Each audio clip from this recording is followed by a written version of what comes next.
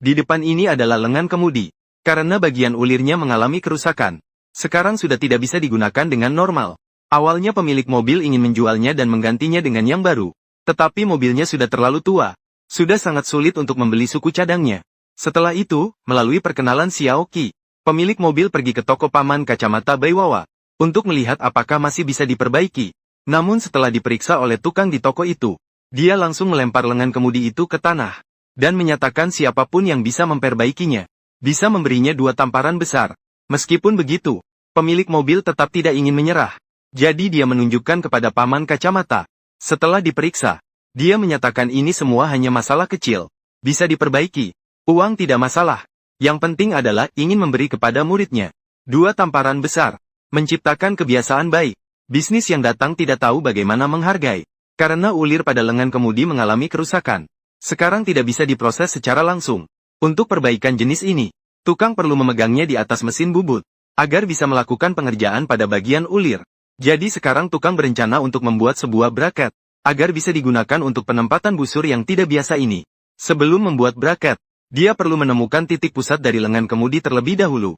Proses ini bagi seorang tukang kunci level 8, hanya perlu merasakan untuk menentukan posisi yang tepat. Setelah menentukan titik pusat, kemudian tukang mencari sebuah potongan besi braket yang dibuat sendiri. Lalu menggunakan las listrik, untuk menyambungkan potongan besi, di area belok, di sudut USHP. Setelah braket dari lembaran baja selesai dilas, sekarang, masih belum bisa menjepit lengan kemudi di atas piringan mesin bubut. Oleh karena itu, tukang mencari sebatang pipa bulat lagi, untuk menjepitnya pada penjepit sudut mesin bubut.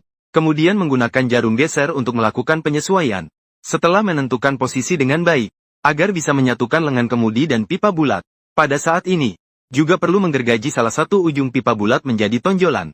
Setelah penyimpulan selesai, selanjutnya, kita bisa memasang lengan kemudi di mesin bubut, dengan memanfaatkan pengelasan listrik, mengelas batang besi dan lembaran besi bersama-sama. Cara berpikir dan solusi yang unik ini, benar-benar seperti nenek yang menaiki tangga. Tidak bisa tidak setuju. Setelah cara pengikatan berhasil diselesaikan, selanjutnya, kita bisa memproses area benang yang aus. Jika langsung melakukan penyimpulan, mungkin baut pengikat asli tidak bisa dipasang kembali.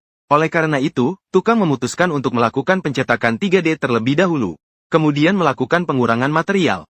Dengan cara ini, dengan memastikan baut pengikat asli masih dapat digunakan, kita juga dapat menjamin integritas struktural dinding kemudi.